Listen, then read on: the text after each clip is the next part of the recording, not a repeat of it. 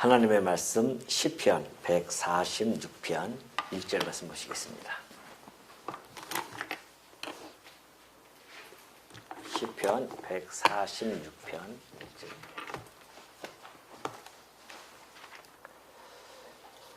할렐루야, 내 영혼아 여호와를 찬양하라. 나의 생전에 여호와를 찬양하며 나의 평생에 내 하나님을 찬송하리로다. 귀인들을 의지하지 말며 도울 힘이 없는 인생도 의지하지 말지니 그의 호흡이 끊어지면 흙으로 돌아가서 그날에 그의 생각이 소멸하리로다. 야곱의 하나님을 자기의 도움으로 삼으며 여호와 자기 하나님에게 자기의 소망을 두는 자는 복이 있도다. 여호와는 천지와 바다와 그 중에 만물을 지으시며 영원히 진실함을 지키시며 억눌린 사람들을 위해 정의로 심판하시며 줄인 자들에게 먹을 것을 주시는 이시로다. 여호와께서는 갇힌 자들에게 자유를 주시는도다. 여호와께서 맹인들의 눈을 여시며 여호와께서 비굴한 자들을 일으키시며 여호와께서 의인들을 사랑하시며 여호와께서 나그네들을 보호하시며 고아와 과부를 붙드시고 악인들의 길은 굳게 하시는도다. 시온아, 여호와는 영원히 다스리시고 내 하나님은 대대로 통치하시리로다. 할렐루야. 아멘. 예, 우리 지난 주일날 148편을 살펴본 바가 있습니다. 그때 제가 말씀드렸듯이 146편부터 150편까지를 소위 할렐루야 송이라고 그렇게 명명을 하고 있습니다. 그 중에 이제 이 시편 146편, 150편 이 할렐루야 송은 선민 이스라엘을 중심으로 해서 역사에 가시는 그 하나님의 전 역사와 더불어 더 나아가서는 온 우주를 다스리시는 하나님은 이 우주와 역사의 절대 주권자라는 겁니다. 그리고 창조자로서 절대 권능과 위엄뿐만이 아니라 영광, 그리고 우리 죄인들에게 베푸시는 그 구원과 축복 등 이런 모든 것들을 포괄적으로 찬양하는 내용이 146편부터 150편까지 이렇게 펼쳐져 있습니다. 오늘 우리가 특별히 146편 이 시는요, 그러한 내용의 첫 포문을 여는 그러한 시입니다. 그래서 여기서는 146편은 여호와를 의뢰하는 것, 곧 여호와를 의뢰하는 그 당위성을 제시해 주어서 오로지 여호와만을 찬양할 것을 촉구하는 그러한 감사 예배시지요. 그렇기 때문에 오늘 이 시간에 우리가 146편을 살펴본다고 하는 것은 참으로 의미가 있습니다. 왜냐하면 148편 우리가 지난 시간에 살펴보았던 것은 모든 피조물을 향해서 찬양할 것을 촉구합니다, 시인이. 그런데 146편은요, 자기 스스로에게 여호와를 찬양하라고 하는 그러한 내용으로 담겨져 있어요. 그러니까 좀 더 좁혀지죠. 148편은 전 우주적인 피조물을 향한 그러한 찬양 촉구시라고 한다면 146편은 자기를 통하여서 찬양하고자 하는 것을 토로하는 그러한 부분이죠. 그래서 1절과 2절을 보면요, 여호와를 평생 동안 여호와를 찬양할 것을 아주 열정적으로 토로하는 부분이 1절과 2절에 잘 표현되어져 있습니다. 자, 이거 볼까요? 할렐루야 합니다. 여러분 뭐 할렐루야 다 아시다시피 여호와를 찬양하고 하는 이야기죠. 내 영혼아 그러죠. 내 영혼아 여호와를 찬양하라는 겁니다. 성도들이 가져야 할 신앙적 자세가 너무나 잘 나타나 있습니다. 우리의 신앙적 자세는 오로지 여호와만을 찬양하는 겁니다. 내 영혼이, 내 영혼아 찬양을 여호와를 찬양하라고 하는 그러한 이 시를 통하여서, 노래를 통해서 우리 성도들이 신앙적 자세를 어떻게 가져야 하는 것을 잘 보여주고 있습니다. 그러면서 2절 보면 또 그래요. 나의 생전에 여호와를 찬양하며 나의 평생에 내 하나님을 찬송하려다 그래요. 나의 생전 살아있는 동안 해야 할 일 여호와를 찬양하라는 겁니다. 나의 존재가 계속되는 동안 다시 말해서 지속적으로 하나님만을 찬양해야 된다는 것이죠. 이것은 우리 인간의 성도, 물론 더 좁히면 성도죠. 성도의 존재 목적이 무엇인지를 너무도 명확하게 밝혀주는 내용이 아닐 수 없습니다. 그리고 지난번에 말씀드렸듯이 성도의 직무 중에 하나입니다. 이 궁극적인 직무죠. 뭘 하는 것이 내 생전에 여호와를 찬양한다고 하는 것, 그런 겁니다. 그러면서 나의 평생에 내 하나님을 찬송하리로다 그럽니다. 나의 평생을 한다고 하는 것은 자기의 삶 전체를 통하여서 하나님을 찬양한다는 겁니다. 다시 말해서 하나님은 우리가 말로만 입술로만 찬양을 하는 존재가 아닙니다. 우리의 전 지정이라고 하는 전 인격을 총동원해서 하나님을 찬양한다는 것이죠. 우리의 생각, 우리의 마음, 우리의 입술, 우리의 행동, 그 어떠한 것도 모든 것들을 총동원해서 하나님을 찬양해 나가는 것, 이것이 성도의 직무이자 그리고 존재 목적입니다. 오늘 우리가 하루 여러분 피곤한 몸을 이끌고 사셨는데요. 우리 살아오시면서 좀 더 우리가 깊은 성도면 우리가 좀 사색을 좀 해야 되지 않습니까? 성도니까 우리가 사색을 합니다. 또 특별히 오늘 시를 이렇게 우리가 시편을 상고하는 그런 과정이 있기 때문에 우리의 삶을 한번 생각해 보면은 내가 이 시인처럼 정말 내 생전에 여호와를 찬양하고 평생에 계속해서 끊임없이 반복적으로 오늘은 기분이 좋아가지고 막 찬양하는데 아침에는 그렇게 했는데 저녁 때는 좀 일이 안 풀린다고 해서 코가 석자나 빠지고 막 이런 모습이 아니라는 겁니다. 사실은 그거조차 일이 잘 안 되는 것조차도 하나님의 절대 주권에 우리가 의지한다고 한다면 그것조차도 우리의 찬양거리가 되어질 수 있다는 겁니다. 저는 이번에 이 어려움을 이렇게 겪으면서 오히려 그런 하나님에 대한 찬양이 그렇게 감사하게 나오더라고요. 제가 처음에 이렇게 다쳤을 때에 점검을 했다는 거 아닙니까? 제가 스스로 어디가 다쳤나 이렇게 하나하나 했는데 뼈가 다 괜찮았었는데 이쪽 손을 드니까 푹 떨어져 가지고서는 아이고 이게 이제 문제가 생겼구나.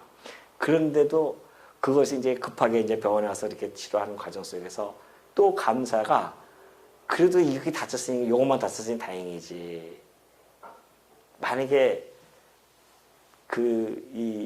그래도 제가 하나 오로지 의지하고 내세울 수 있는 것은 이 얼굴인데 이 얼굴이 만약에 갈려져서 봐요.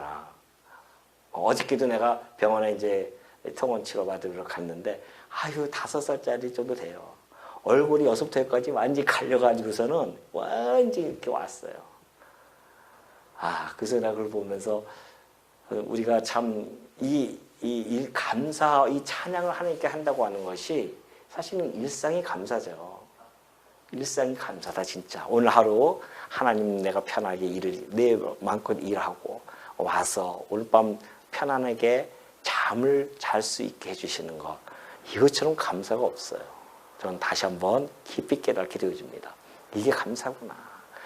크게 해가지고 감사합니다. 감사가 아니라 우리의 일상 호흡하고 내가 맛있는 음식 먹을 수 있고 그리고 가고 싶은 데 가고 하고 싶은 거 하면서 살아가는 것, 이것이 바로 감사의 찬양의 내용이라는 겁니다.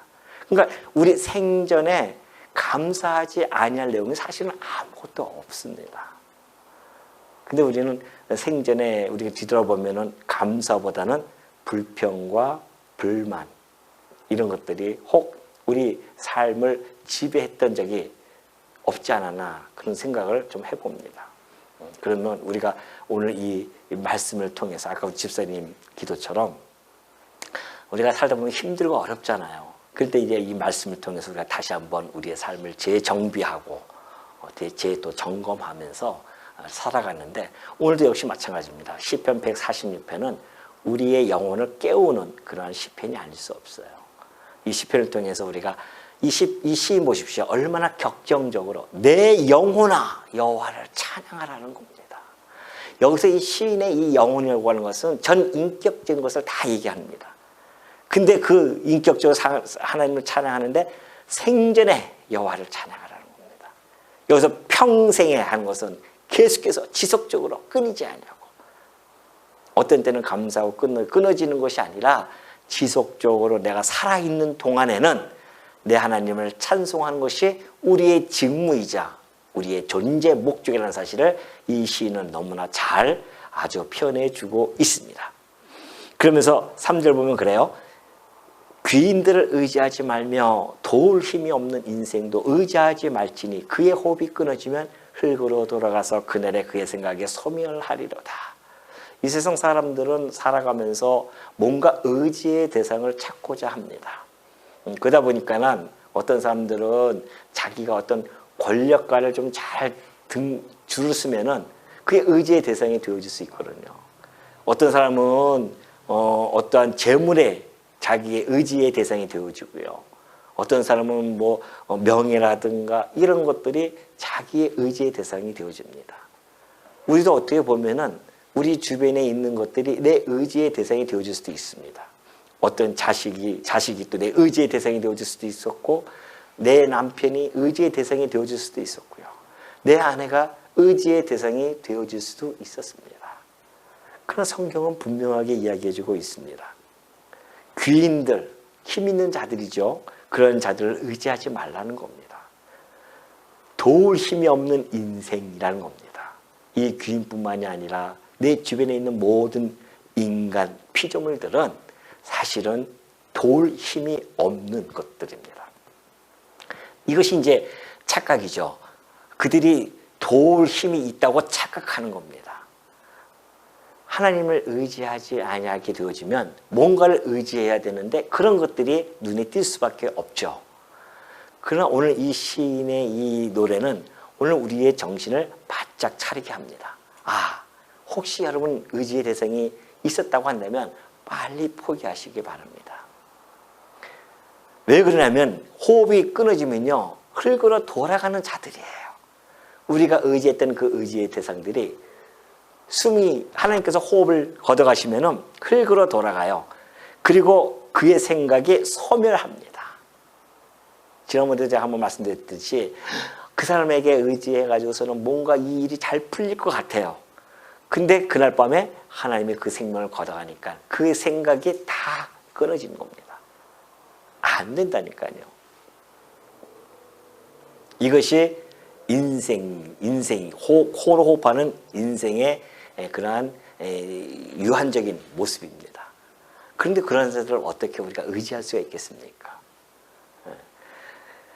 하나님 이 시인은 그러한 자들을 의지하지 말라고 그렇게 힘주어 이야기해 주고 있죠. 사실 저는 이 세상에 지금 스스로가 세상을 자기네가 역사를 지금 진행해 가고 있다고 생각하는 자들이 있습니다. 그런 자들이 정말 큰 나라들이죠. 이 세계를 쥐었다 폈다 쥐락펴락하는 그런 미국이라든가 또 러시아라든가 이런 강대국을 보면은 그 지도자를 보면은 진짜 여러분 그 사람들이 믿어집니까? 믿음이 갑니까? 미국 대통령도 그렇고 러시아 대통령도 그렇고 그 사람들 하는 행동 보면은 믿음이라고 해서는 도저히 갈 수가 없어요. 우리나라도 마찬가지고 정말 믿음이라고는 요만큼도 없는 그러한 자들입니다. 그런데도 불구하고 역사는 진행해 가고 있어요. 그들이 진행해 가는 것이 아니라는 뜻입니다. 하나님께서 그들을 사용해 가시는데 때로는 우매한 자들을 들어서 사용하기도 하고 때로는 지혜로운 자를 들어서 사용하기도 합니다. 그래서 당신의 절대 주권의 영광을 이 역사 속에서 펼쳐 보이시는 거죠. 이걸 볼 줄 아는 자들이 성도입니다. 그걸 못 보면은 성도를 할 수 없죠. 그러니까 맨날 누가 대통령이 되면은 그 사람한테 뭐 잘해줄 줄 알고 누가 대통령이 뭐 얼마나 잘해줄까? 그런 거 없어요. 어차피 이 사회는 그냥 굴러가게 되어져 있어요. 그게 이 모든 시스템에 의해서 굴러가는 거기 때문에 굴러가는 겁니다. 누구 하나 잘해서 잘했고 물론 지혜로운 대통령을 만나면 좀 백성들이 평안하게 살 수는 있겠죠. 그 우매한 대통령을 만나면은 힘들고 그렇게 할 수밖에 없습니다. 이것이 이 땅에 가지고 있는 그러한 자들의 모습인데 놀랍게도 많은 사람들이 그러한 대통령을 의지하기도 하고 살아가요.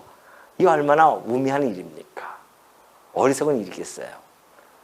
의지의 대상 아니에요.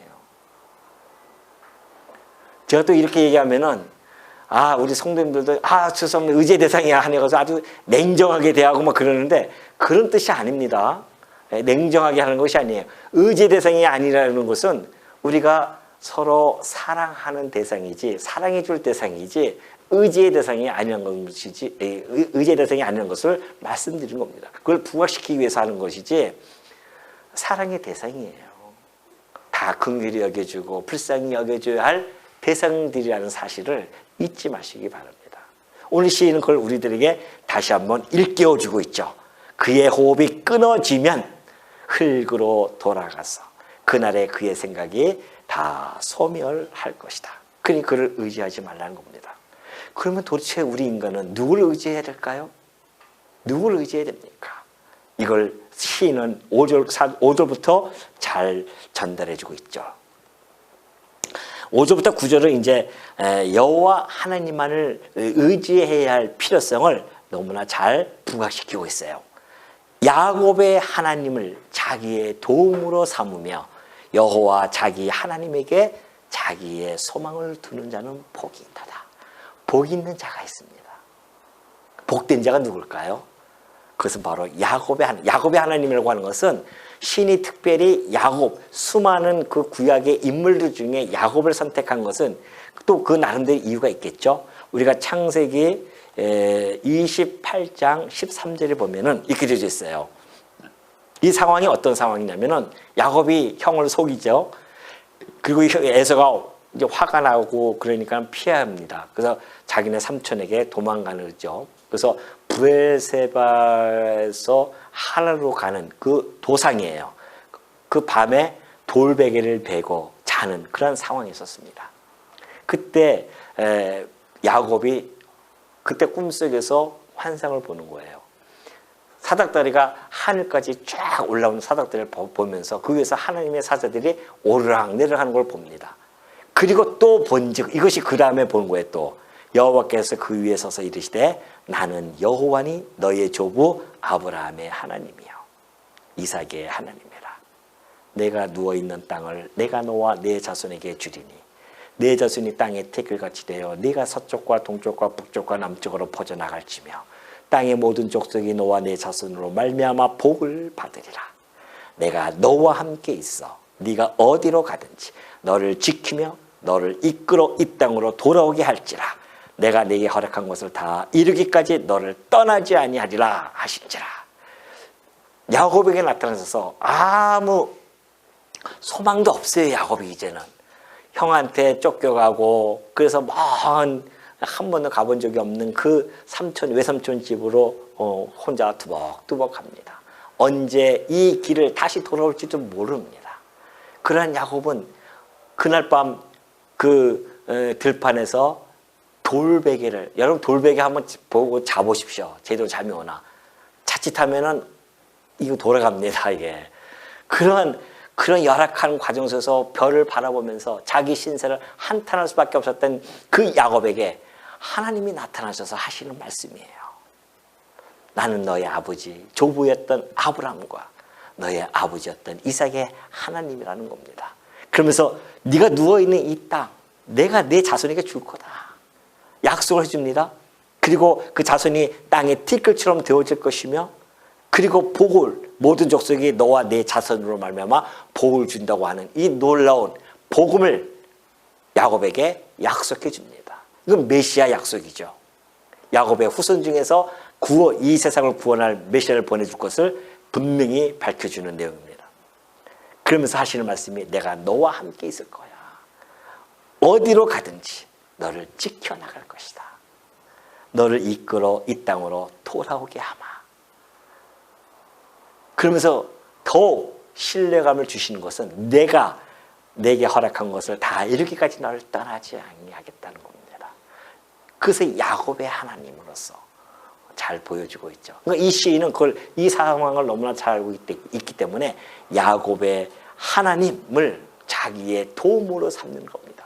그러면 이 하나님은 야곱의 하나님뿐이겠습니까? 아니에요. 아브라함의 하나님이었고 이삭의 하나님이었고 야곱의 하나님은 오늘 우리 성도들의 하나님임은 틀림이 없습니다. 그러면 야곱에 계셨던 이 약속의 말씀이 곧 우리 성도들에게 성취가 되어졌고요. 그 아들, 그 후손을 통해서 메시아를 통해서 복을 우리는 받은 자들입니다. 천하 만민이 그 아들을 통해서 복을 받았어요. 그러니 우리가 그 복을 받은 자들로서 하나님이 복을 받은 자들에게 주어지는 그 약속은 어디로 가든지 함께 하겠다는 겁니다. 너 우리를 지켜주시고 이끌어 주시겠다는 거예요. 이 땅으로 다시 돌아오게 한다고 하는 것은 우리를 반드시 하나님의 약속한 그 나라로 우리를 이끌어 가신다고 하는 이 약속이 바로 우리 성도들에게 했던 그 약속이 야곱에게 했던 이 약속을 통하여 충분히 우리는 투영되어집니다. 그렇기 때문에 이 야곱의 하나님, 이 시인이 야곱의 하나님 그렇게 이야기한 거예요. 그 하나님을 자기의 도움으로 삼으며 우리 성도들도 그 하나님을 잘 알고 있잖아요. 우리가 이스라엘 역사 속에서 드러나신 그 하나님을 알고 있단 말입니다.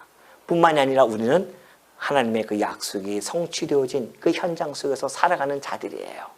하나님의 아들을 우리는 믿고 살아가는 자들이란 말입니다. 그러니 우리가 누구의 하나님만을 자기의 도움으로 삼고 사는 자, 이런 자에게 복이 있는 자들입니다. 오늘 여러분들은 복된 자 아니겠어요?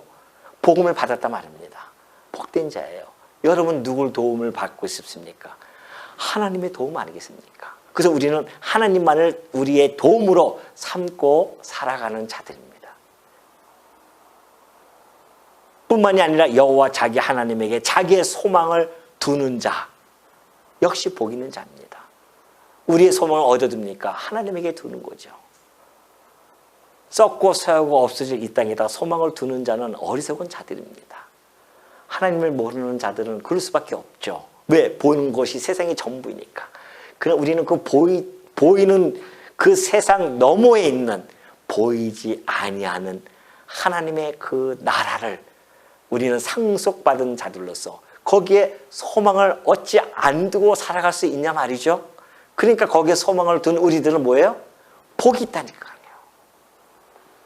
그러니까 혹시 여러분이 순간적으로 아이고 이러면 복도 지질이 없지 이런 말씀 절대 하지 마십시오. 그거 하는 거 아닙니다. 성도들도 보면요, 그 신세 한탄을 얼마나 잘하는지 몰라요. 자기도 모르게 아이고 내가 저런 복도 없어, 내가 복도 내가 하나도 없지. 그렇죠? 아이고 저 남편 복도 없고 무슨 복도 없고. 이것은 이제 안 믿는 사람들이 이 땅에 살아가면서 복이 없으니까 맞는 말이잖아요. 나는 복도 없어. 그건 맞는 말이란 말입니다. 근데 성도는 그렇게 얘기하면 거짓말이죠. 왜? 그 안에 복이 있는 자인데. 하나님의 아들을 믿는 자들이 어떻게 그 안에 소망을 이 땅에 두고 살아가냐 말이죠. 그러니까는 우리는 이 땅에서 비록 아무것도 없어진다 할지라도 우리는 하늘의 그 소망을 바라보면서 그 하나님을 찬송할 수 있는 자들, 이것이 바로 성도입니다. 그래서 성도는 세상이 감당할 수 없는 자들이에요. 우리가 성도라고 하면서 세상에서 만만하게 살아가면 얼마나 이게 안타깝습니까? 세상이 감당할 수 없는 자들이니까요. 왜? 이 세상을 우리는 뿌리박고 살아갈 자들이 아니기 때문에 세상이 우리를 어떻게 할 수가 없습니다. 그러니까 감당을 못하는 겁니다. 우리의 뿌리는 우리의 닻은 저 보이지 아니하는 영원한 하나님 나라에 거다 두고 살아가는 자들인데 무엇이 우리가 가고 힘들게 하겠냐 말이죠.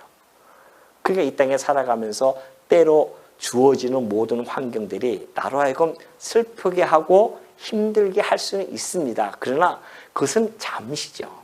그걸 우리가 금방 우리의 생각을 고쳐먹고 내 영혼아 하나님을 찬양하자. 나의 생전에 여호와를 찬양하며 나의 평생에 내 하나님을 찬송하자라고 하는 이 시인의 1절과 2절의 이 노래가 우리 입술에서 떠나면 안 된다는 겁니다. 오늘 우리가 이 146편을 이 시를 감상하는 것은 이 시가 우리 마음속에 깊이 뿌리 박혀 있어야 됩니다. 그러면 도대체 그 하나님께 소망을 두고 하나님을 자기의 도움으로 삼을 수 있는 분이신가? 아니 그 대상을 알아야 그 도움과 그리고 소망을 둘 수 있지 않습니까? 그것이 이제 6절부터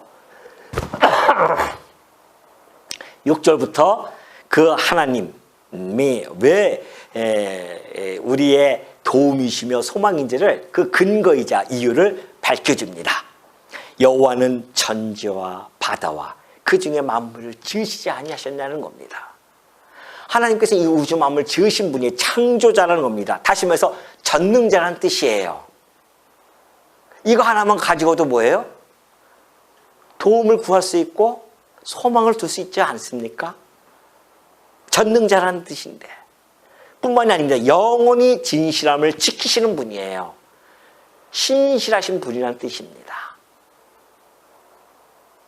이 시편의 전체적인 중심 주제가 하나님의 이 신실성이군요. 많은 주석학자들이 그렇게 보고 있거든요. 하나님의 신실하심을 이 시편에서 잘 표현해주고 있다고 이렇게 이야기합니다. 오늘 이 구절도 역시 같은 맥락 속에서 이 시인은 잘 표현해주고 있어요. 하나님께서는 영원히 진실함을 지키시는다. 신실하신 자다. 아니 전능자인데 신실하지 못하면 이것도 믿을 수 없죠. 아니 이 하나님이 이 손바닥 뒤집듯이 이렇게 만약에 그렇게 되어진다고 한다면 변덕이 막 죽듯이 그렇게 하고 조속으로 막 변개가 되어진다고 한다면 하나님은 어떻게 믿냐 말이죠. 근데 하나님은 전능자일 뿐만이 아니라 뭐예요? 신실하신 분이에요. 그래서 우리가 소망을 둘 수 있는 겁니다. 변함이 없으신 분입니다. 뿐만이 아니라 억눌린 사람들을 위해 정의로 심판하십니다. 하나님은 정의와 공의로우신 분이시죠. 또 줄인 자들에게 먹을 것을 주시는 이시로다. 얼마나 자비하십니까? 긍휼하신 분이십니다. 여호와께서는 갇힌 자에게 자유를 주시는 분이십니다. 자기가 선하시고 이 사랑하심을 잘 보여주고 있죠. 뒤에 바로 나옵니다. 여호와께서는 갇힌 자에게 자유를 주신도다. 여호와께서 맹인들의 눈을 여시며 여호와께서 비굴한 자들을 일으키시며, 비굴하다고 하는 것은 힘들어서 그냥 무릎 꿇고 있는 자들이에요. 그러한 자들을 일으키셔요. 여호와께서 의인들을 사랑하시며 여호와께서 나그네들을 보호하시며 고와 과부를 붙드시고 악인들의 길은 굽게 하시는도다. 나그네들, 고와 과부는 돌볼 자가 없는 자들입니다. 근데 하나님께서는 그들을 긍휼히 여기시고 돌보시고 선하심으로 자비하심으로 그들을 돌보시는 분이세요. 뿐만 아니라 시온아 여호와는 영원히 다스리시고 내 하나님은 대대로 통치하시리로다. 하나님은 주권자이십니다. 세상을 다스려 나가시는 주권자이세요.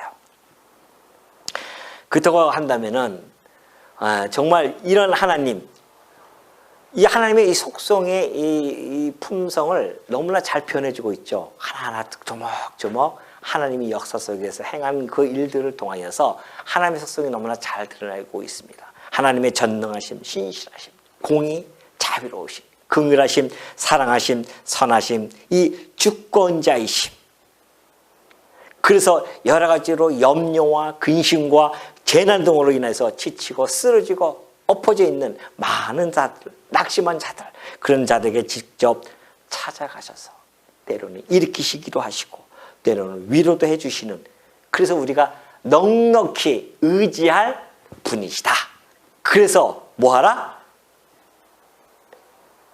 도움으로 삼고 소망을 두라는 겁니다. 그 하나님에게. 딴 데 두지 마십시오. 그 하나님에게 마음을 두십시오. 그렇기 때문에 우리의 믿음의 선진들을 보면은 그 하나님만을 도움을 받고 돕고 소망을 두고 살아간 믿음의 선진들이 너무 많이 있습니다. 다윗은 어떻습니까? 다윗은 골리앗 장군을 이기고 나서는 얼마나 많은 사람들에게 칭송을 받습니까? 그럼에도 불구하고 사울에게부터 어려움을 많이 탔습니다. 그리고 골리앗 장군을 이길 때요, 칼과 단창을 의지하지 않았습니다. 골리앗은 칼과 단창과 자기를 의지했어요. 그러나 다윗은 그 앞에서 당당하게 이야기했습니다. 너는 칼과 단창과 그걸 가지고 의지하고 나왔지만 나는 만군의 여호와 이름을 가지고 의지하고 나왔노라. 쓰러지잖아요. 그리고 수많은 그 시령, 사울로부터의 핍박과 고난 속에서도 여전히 하나님을 향한 그 마음을 놓치지 않았습니다. 그 소망을 거기에 두고 살았어요. 도움을 하나님에게만 두고 살아왔습니다. 다윗의 삶이 있었어요. 욥은 어떻습니까? 욥도 마찬가지죠. 그 어려운 가운데서도 주시는 자도 하나님이시요 거둬가시는 자도 하나님이십니다. 신앙적 고백을 통하여서 끝까지 하나님을 향한 그 마음이 흔들리지 않고 결국은 하나님께 큰 축복으로 다시 받지 않습니까? 다니엘과 세 친구는 어떻습니까? 그들은 하나님만을 오로지 전적으로 도움을 삼았습니다. 하나님만을 소망하고 살았어요. 죽이겠다고 하는 것도 마다하지 않고 그들은 신상을 섬기지 아니하고 오로지 여호와 하나님만을 찬송함으로 말미암아 그 어려운 풀물불과 그리고 그 사자굴에 들어갔음에도 불구하고 하나님의 도우심은 그들을 여전히 보호하시고 붙들고 계셨다는 사실을 역사적으로 증명받은 사실들입니다. 베드로도 그렇고요, 바울도 그렇고 그들이 복음을 전하면서 그 엄청난 고난 속에서도 하나님께서는 그들을 끝까지 보호하셨고 그들은 하나님만을 도움을 삼고 소망을 하나님께 두면서 마치 초계처럼 그렇게 삶을 살아왔던 우리 믿음의 선진들, 오늘 우리는 그 믿음의 선진들의 믿음을 전수받아서 살아가는 자들입니다. 그렇다고 한다면 오늘도 우리도 뭐 해야겠어요? 그 믿음을 받아서 하나님만을 도움으로 삼고 하나님만을 소망하며 살아가는 것, 이것이 바로 이 시인이 이야기하고자 하는, 그래서 이 찬양하고자 하는 이 노래가 이 146편을 통해서 선포가 되어진 겁니다. 물론 이 시는 지금까지 제가 말씀드린 것은 역사적인 해석입니다. 그 신학적 해석을 보면은 뭐예요?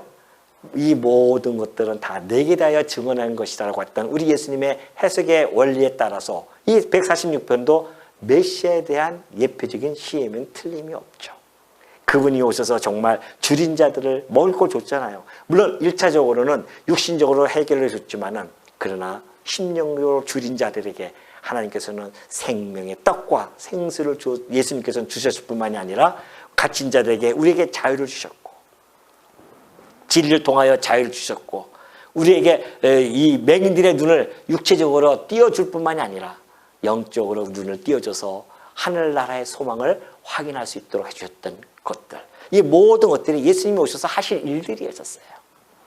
하나님께서 구약에서 보여줬던 것들을 예수님이 오셔서 직접 이렇게 시편을 통해서 예언이 되어졌고 오셔서 그렇게 함으로 말미암아 우리로 하여금 이제는 삼위이신 그 하나님, 성부와 성자와 성령이신 그 삼위 하나님만을 찬양하며 그 하나님만을 바라보면서 살아갈 수 있도록 해주셨다는 사실, 이것은 오늘 우리가 146편을 바라다보는, 이것을 상고하는 그런 의의가 여기에 주어진 겁니다.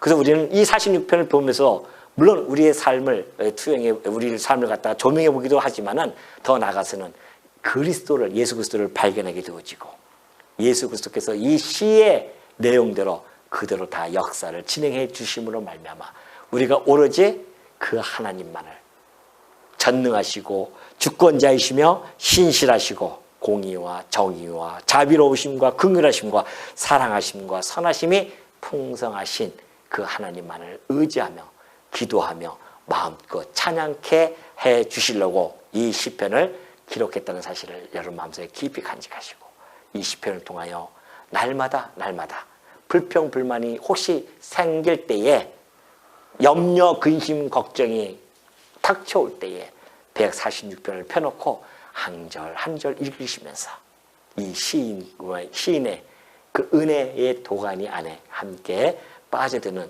주의 종들이 되어지기를 당부드립니다.